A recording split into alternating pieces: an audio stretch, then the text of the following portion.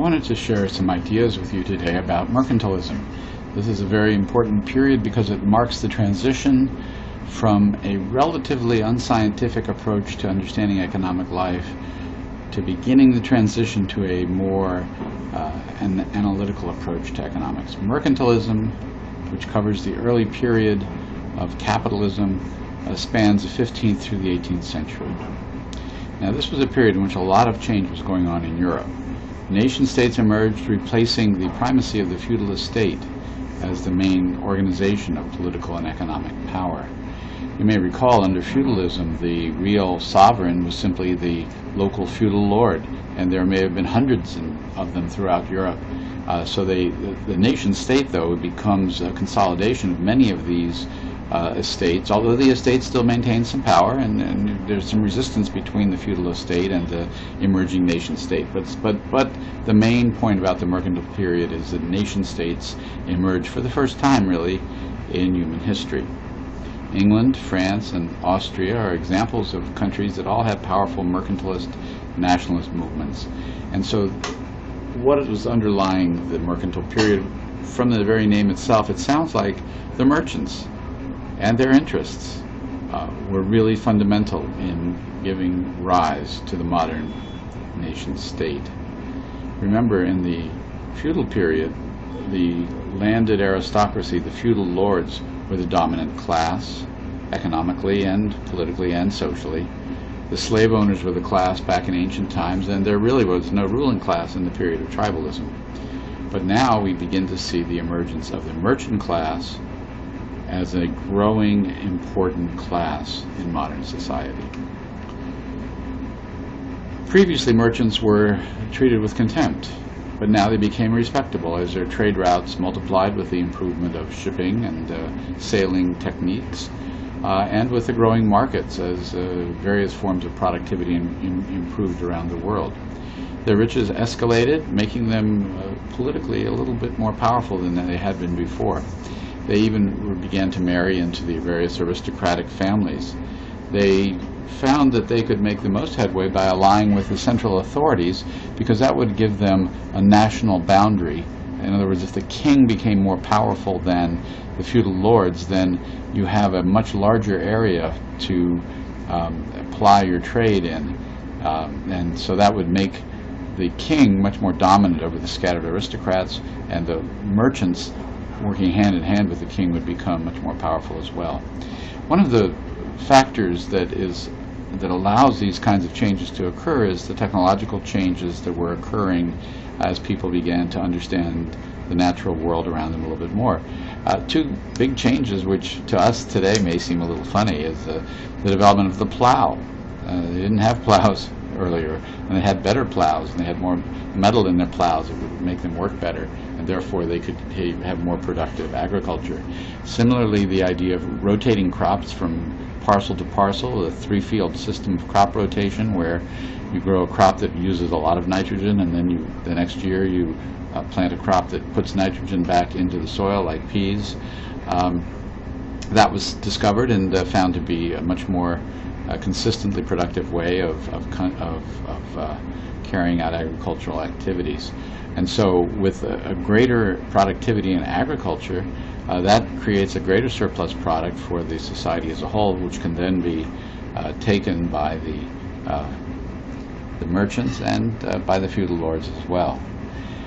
An interesting thing did happen in the 14th century, which laid the basis for this decline of the feudal lords, and that was the plague, which wiped out about half the population of Europe in the 14th century. It improved, ironically, the bargaining position of the surviving serfs. After all, the lords needed people to work the land. They certainly weren't going to do any work. And so the surviving serfs now found themselves in a situation where they were needed much more by the feudal lords, and while the feudal lords could still exercise state power against them, there was a negotiation that began to happen, and so a lot of the serfs began to pay the lord. It's kind of a rent. They called them feudal dues, which previously had been in-kind contributions by the serfs. But if they commute the feudal dues into cash payments, then that allows the serf to capture a lot more of the value that he or she is producing on the land. And so, for example, they would work 60 days for the lord and give them half the crop. In the past, now they could give them a certain fixed sum of money. And so this process, which was hastened by the plague, but also supported by the technological changes, meant that you had a much more independent and somewhat entrepreneurial peasant class with a much greater material incentive to improve crop production. And then they, of course, earned cash money by selling excess food crops to the merchants, who in turn would sell that to other parts of Europe and perhaps even overseas to other countries. Now, mercantilist ideas represented the interests of this merchant class as it was growing in strength and influence and power. Now, the ideas of mercantilism, which we distill these from looking at what people said back then. They didn't actually say it exactly in this way because looking back on it, we can make it a lot simpler than what they were saying. But the basic ideas were to get rid of the trade barriers that existed within a nation. In the past, the feudal lords could charge tolls to anybody passing through their territory. So every mile or two, you might have another toll to pay. These are barriers to trade, obviously, and you want to instead erect barriers to trade around the national area, and that way you protect your merchant class and allow them to carry forward without internal barriers to trade, but also defending them against external merchants. And of course, in addition to dismantling internal barriers to trade and erecting barriers to trade around the national area, you also need to strengthen the central authority in a nation state to carry out these changes. And ultimately, to do this, you need a lot of money.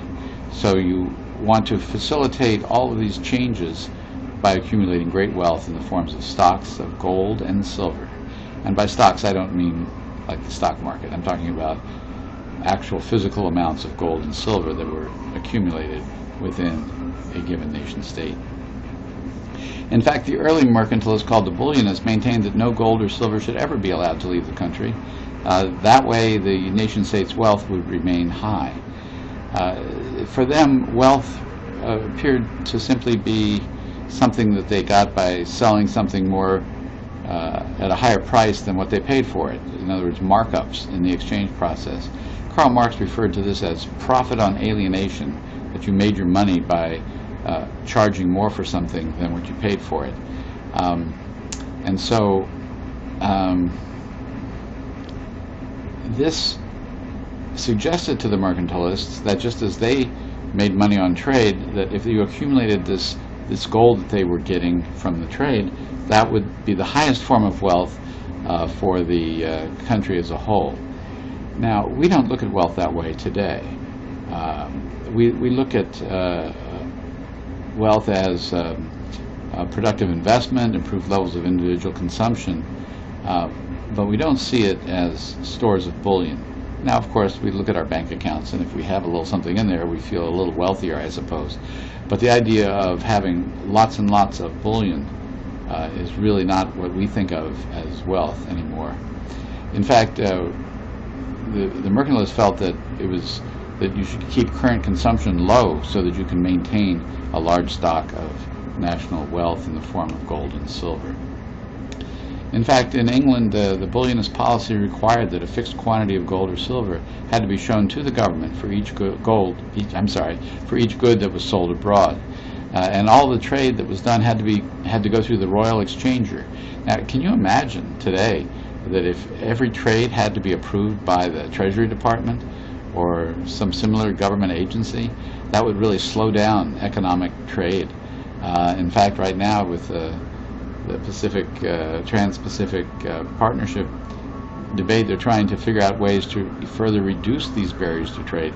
If you had to go through a central authority for every trade, it would really reduce what you could do.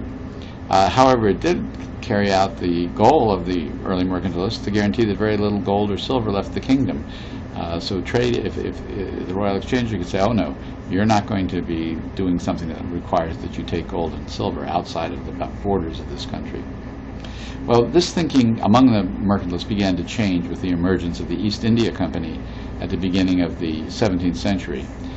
Jacob Viner, who's a leading economic, or was a historian of economic thought, feels that about 1620 was the turning point in mercantile thinking, that before 1620, each trade that was carried out was supposed to bring more gold into the kingdom. After 1620, the mercantilist goals were a little different. They were to obtain the maximum net balance of trade in the aggregate. They still wanted to increase the total amount of bullion in the country by maximizing the trade surplus, but they really wanted to make sure that they could carry gold and silver outside the country, exchange it for goods and services, bring those goods and services and sell them to someplace else, and then bring the gold back from that. And that's a much more complex form of acquiring gold and silver. It still has the somewhat limited idea that wealth is based on gold and silver accumulation, but at least it allowed for the idea of a kind of multiplier process. Thomas Munn, 1571 to 1641, was the leader of the East India Company and was probably the leading mercantilist theoretician. He was a leading board member, if not the actual leader, of the East India Company, and the East India Company was chartered by the king to control all trade east of the Cape of Good Hope in Africa, principally in the region that came to be the Indian Empire, but also included China. And this monopoly is kind of a classic example of what I talked about earlier, about the alliance between the merchant class and the sovereign, the king and the merchants. This alliance gave the East India Company enormous economic space. They were free from competition from other British merchants, and they, probably most important of all, had the Navy behind them. The British Navy was, of course, very dominant at this period, and with their support, it could back up the merchants in any conflict they may have with people in other countries, with rival merchants, and so on. Interestingly, the East India Company was the organization that really broke with the bullionists. The very first cargo that they exported was 20,000 pounds of money, with wares valued only at 7,000 pounds. And Edward Misselden said this was a drain on the treasure of the country, but he was eventually defeated in these debates. Munn responded to Misselden, and we'll be looking at some of Munn's writings, England's Treasure by Foreign Trade, in our classroom discussions and in our classroom